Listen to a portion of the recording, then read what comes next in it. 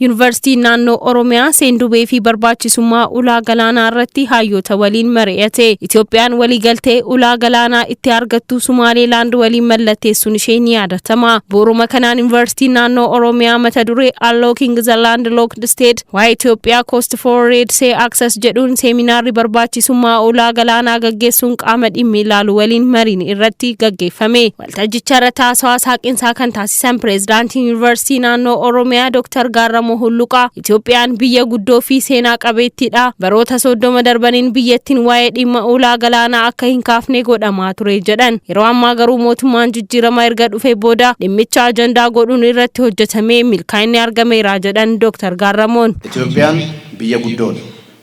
Biyya seenaa qabeettiidha. Baay'ina uummataanis Afrikaa keessaa biyya lammaffaadha. Yeroo dhiyootti as dinagdee ishees biyya guddifachuuf tattaaffii guddaa taasisaa jirtu.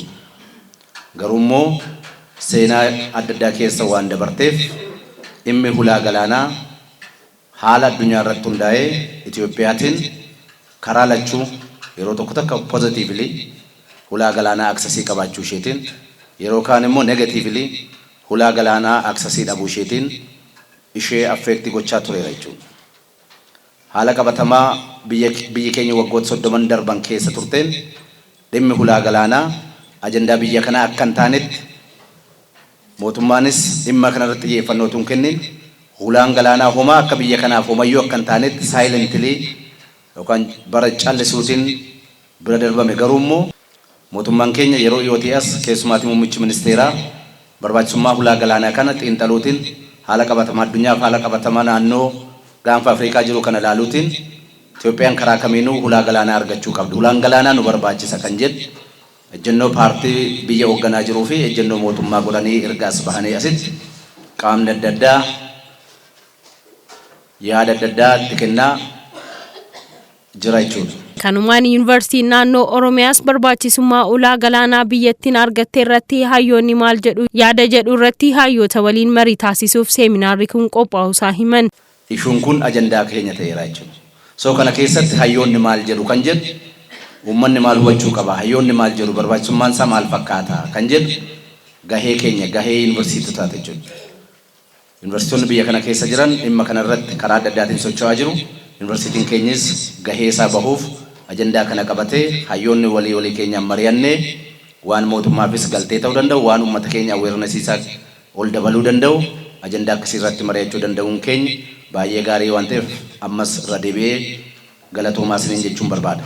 Waltajjicha irratti barreeffamni gabaabaa mariif ta'u kan dhiyaate yoo ta'u barreeffamicha keessatti seenaawwan Itoophiyaa ulaa galaanaa waliin qabdu Itoophiyaan ulaa galaanaa dhabuu isheerraa kan ka'e sirna daldala alergii fi algalchuu keessatti buufata dooniif maallaqa biliyoonotaan lakkaa'aman baasaa jiraachuu fi siyaasa addunyaa keessatti ulaan galaanaa diimaa murteessaa ta'uu ibsameera. Hayyoonni waltajjicha irratti argaman akka ibsanitti ulaa galaanaa biyyattiif filannoo osoo hin taane dhimma jiraachuu fi jiraachuu dhabuu lammiilee biyyattii ta'uu hayyoonni kunniin eeraniiru.